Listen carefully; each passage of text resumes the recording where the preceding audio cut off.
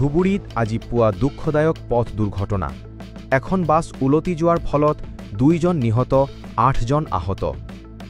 অসম আৰক্ষীৰ বৃহৎ অভিযানত নগাঁৱৰ পৰা AK-47 ৰাইফলসহ 3জন সন্ত্ৰাসবাদী আটক।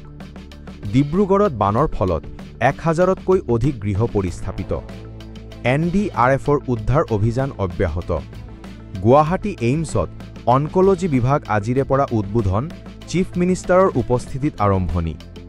এতিয়া অলপ ৰাষ্ট্ৰীয় খবৰলৈ যাওঁ। ইণ্ডিয়ান ৰাষ্ট্ৰীয় খবৰ এইকেইটা। চেন্নাইত বৰষুণৰ ফলত বৃহৎ জলাবদ্ধতা, শিক্ষা প্ৰতিষ্ঠান বন্ধ ঘোষণা। ভাৰতীয় সেনাই জম্মু কাশ্মীৰত 2জন অনুপ্ৰৱেশকাৰীক গুলী কৰি হত্যা কৰে।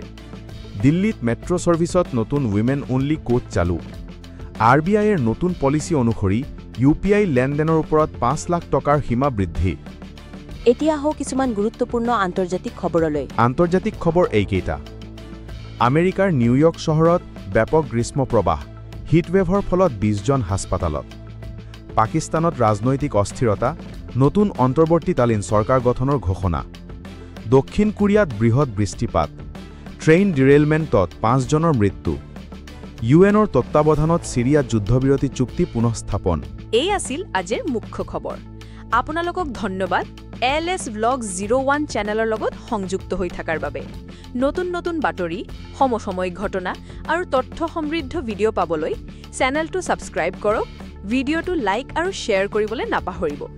আহিব লগা খবৰবোৰৰ বাবে লগতেই থাকক। LS Vlog 01, আপোনাৰ নিজৰ বাতৰি উৎস।